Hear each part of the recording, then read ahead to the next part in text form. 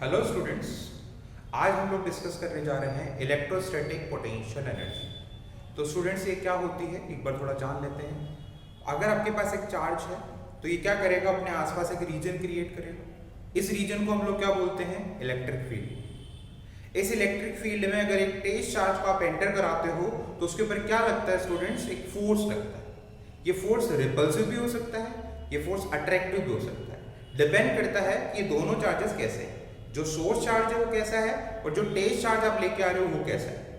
अगर दोनों same type के हुए तो फोर्स रिपल्सिव लगेगा, अगर दोनों अपोजिट टाइप के हुए तो फोर्स अट्रैक्टिव होगा। तो एक बार के लिए मान लेते हैं कि दोनों सेम पोलैरिटी के हैं, यानी ये भी पॉजिटिव है और ये भी आप पॉजिटिव चार्ज लेके आ रहे हो, तो फोर्स कैसा लगेगा स्टूडेंट्स, रिपल्सिव। ठीक है, अब क्या है, मेरे को इस फील्ड के अंदर एक पॉइंट है P, वहां पर इस टेस्ट चार्ज को लेकर आना है। कहां से लाना है, इन्फिनिटी से लाना, और कहां पर लेके आना है, P पॉइंट पे लेके आना। अब आप ये देखो, अगर ये चार्ज भी पॉजिटिव है और जिसको आप लेके आ रहे हो वो भी पॉजिटिव है, तो फोर्स कैसा लग रहा है, रिपल्सिव। तो रिपल्सिव फोर्स लग रहा है, तो ये आना चाहेगा क्या अंदर, नहीं आना चाहेगा ना, ये बाहर भागना चाह रहा है। फिर भी आपको अंदर लेके आना, तो आपको क्या करना पड़ेगा, एक एक्सटर्नल फोर्स लगाना। तो ये एक्सटर्नल फोर्स आप लगा रहे हो और आप कुछ डिस्प्लेसमेंट भी ट्रेवल कर रहे हो, फिर आप डिस्प्लेसमेंट ट्रेवल करते करते P पॉइंट तक पहुंचते हो। तो जब आपने एक्सटर्नल फोर्स लगाया, जब आपने कुछ डिस्प्लेसमेंट ट्रेवल किया, तो स्टूडेंट्स आपने कुछ वर्क किया। तो जब आप ये वर्क करते हो, एक्सटर्नल वर्क करते हो, तो वर्क करने का मतलब है आप सामने वाले ऑब्जेक्ट को कुछ एनर्जी ट्रांसफर कर रहे हो। तो स्टूडेंट्स वर्क का मतलब ही क्या होता है, मोड ऑफ एनर्जी ट्रांसफर। अगर कोई एक ऑब्जेक्ट है जिसके ऊपर आप फोर्स लगा रहे हो और वो ऑब्जेक्ट उसकी वजह से कुछ डिस्प्लेसमेंट ट्रेवल करती है, तो उस केस में क्या है, जो वर्क कर रहा है, यानी मैंने वर्क किया तो मैंने एनर्जी लूज करी और मैंने किसको दी, उस सामने वाले ऑब्जेक्ट को, और सामने वाले ऑब्जेक्ट के ऊपर क्या हुआ, वर्क हुआ। तो जिसके ऊपर वर्क होता है वो एनर्जी गेन करता है, जो वर्क करता है वो एनर्जी लूज करता है, और जिसके ऊपर वर्क होता है वो एनर्जी गेन करता है। तो वो उसकी किस में कन्वर्ट होगी, काइनेटिक एनर्जी में कन्वर्ट हो गया ये वर्क। ठीक है स्टूडेंट्स, तो वर्क क्या होता है, एनर्जी ट्रांसफर का एक मोड होता है। ठीक है, तो यहां पर भी हम लोग क्या कर रहे हैं, वो जो रिपल्सिव फोर्स लग रहा था, उस रिपल्सिव फोर्स के अगेंस्ट एक एक्सटर्नल फोर्स लगाया और उसको इस फोर्स के इन्फ्लुएंस में मैं इसको अंदर लेके आया। अंदर कहां पर, इलेक्ट्रिक फील्ड में एक पॉइंट पे लाके मुझे रखना था इसको। तो इसके लिए मुझे एक्सटर्नल फोर्स लगाना पड़ा, साथ में कुछ डिस्प्लेसमेंट ट्रेवल करना पड़ा, तो मेरे को कुछ एक्सटर्नल वर्क करना पड़ा। तो स्टूडेंट्स यही एक्सटर्नल वर्क जो है वो इस चार्ज की पोटेंशियल एनर्जी में कन्वर्ट हो जाता है, जिसको हम लोग क्या बोलते हैं, इलेक्ट्रोस्टैटिक पोटेंशियल एनर्जी। तो एक बार के लिए हम लोग डेफिनेशन बहुत अच्छे से रीड कर लेते हैं, और मैंने आपको एक्सप्लेन कर ही दिया। ठीक है, फिर भी कोई डाउट आए तो आप इसको रिपीट करके देख सकते हैं। तो देखो स्टूडेंट्स, क्या लिखा हुआ है, work done in moving A positive charge from infinity. ये बहुत इंपॉर्टेंट वर्ड है कि आपका जो चार्ज को आप जहां से लेके आ रहे हो वो कौन सा पॉइंट है, तो वो इंफिनिटी है स्टूडेंट्स, ये हमेशा याद रखोगे आप। तो कहां से स्टार्ट करते हैं हम लोग, इंफिनिटी से स्टार्ट करते हैं। कहां पर लेके आते हैं, इलेक्ट्रिक फील्ड में किसी पॉइंट पे लेके आते हैं। To a point in an electric field is called electrostatic potential energy at that point. उस पर्टिकुलर पॉइंट पर इलेक्ट्रोस्टैटिक पोटेंशियल एनर्जी के इक्वल होता है वो वर्क। ठीक है, तो देखो ये आपका क्या इलेक्ट्रिक फील्ड है। ये इलेक्ट्रिक फील्ड किसने जनरेट किया स्टूडेंट्स, इसने सोर्स चार्ज ने जनरेट किया। तो ये हमारा सोर्स चार्ज है कैपिटल Q, इसने ये सर्कल मतलब बना रखा मैंने 2D के अंदर, वैसे तो 3D में क्या होगा, एक स्फीयर होगा। ठीक है, तो ये इलेक्ट्रिक फील्ड है, इसमें एक पॉइंट है P जो कि सोर्स चार्ज से r डिस्टेंस पे है। तो यहां पर मुझे टेस्ट चार्ज लाके रखना है। कहां से लाना है स्टूडेंट्स, इन्फिनिटी से टेस्ट चार्ज को लाना है। ठीक है, तो ये मैं लेके आऊंगा, तो आप इंटरमीडिएट पॉइंट को अज्यूम कर लो A, मैं इसको अंदर ला रहा था, तो एक पॉइंट ऐसा आया है ना, इसका जो रास्ता है उस रास्ते में एक पॉइंट पड़ा A, जिसको मैं इंटरमीडिएट पॉइंट बोल रहा हूँ। तो जब ये A पॉइंट पे है तो उस टाइम पे इसके ऊपर कैसा फोर्स लग रहा है, रिपल्सिव फोर्स, क्योंकि मैंने सेम पोलैरिटी मानी है स्टूडेंट्स। तो ये रिपल्सिव फोर्स कहाँ है, बाहर की तरफ लगेगा, तो ये इलेक्ट्रिक फोर्स है स्टूडेंट्स।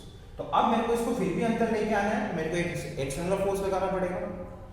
तो स्टूडेंट्स अगर आपको फिर भी अंदर लेके आना है तो आपका ये जो एक्सटर्नल फोर्स है उसका मैग्नीट्यूड इस इलेक्ट्रिक फोर्स के मैग्नीट्यूड से ज्यादा होना चाहिए या एटलीस्ट बराबर होना चाहिए। इससे कम होगा तो भी ये बाहर निकल जाएगा, क्योंकि नेट फोर्स इस डायरेक्शन में है, और इससे ज्यादा होगा, एक्सटर्नल फोर्स ज्यादा होगा इलेक्ट्रिक फोर्स से, तो इस डायरेक्शन में ये एक्सेलरेशन से मोशन करेगा।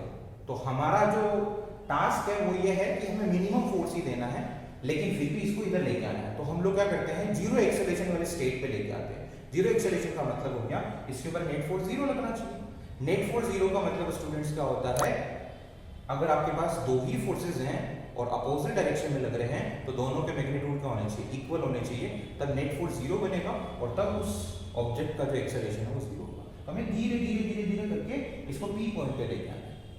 तो अब इस ए पॉइंट की जो डिस्टेंस है स्टूडेंट्स वो x है, तो इसके ऊपर जो इलेक्ट्रिक फोर्स है वो कितना लगेगा, k capital Q Q naught upon x square, k Q into 2 बना स्क्वायर होता है फॉर्मूला, तो ये फोर्स लगेगा। तो जितना इलेक्ट्रिक फोर्स लग रहा है उतना ही मेरा एक्सटर्नल फोर्स लगेगा, है ना। अच्छा ये बताओ, आपका जो एक्सटर्नल फोर्स है वो x पे डिपेंड कर रहा है, यानी x की वैल्यू चेंज होगी तो आपका एक्सटर्नल फोर्स भी चेंज होगा स्टूडेंट्स।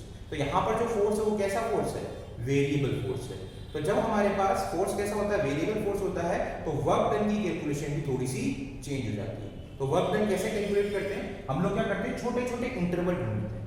इन छोटे छोटे इंटरवल में आप क्या कर सकते हो, फोर्स को कांस्टेंट मान सकते हो, है ना। बहुत छोटा इंटरवल आपने लिया, ए से बी वाला इंटरवल लिया, तो ए से बी का जो डिस्प्लेसमेंट है स्टूडेंट्स वो कितना है, dx है। इस dx इंटरवल में आप फोर्स को क्या मान सकते हो, कांस्टेंट मान सकते हो, और कांस्टेंट फोर्स वाला जो वर्क डन का फॉर्मूला है वो यहाँ पर अप्लाई कर सकते हो।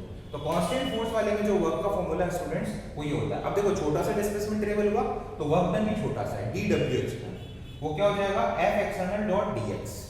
तो स्टूडेंट्स a डॉट b क्या होता है, ab cos theta, f external का मैग्नीट्यूड, dx का magnitude and cos of between them, cos of angle between them, ठीक है।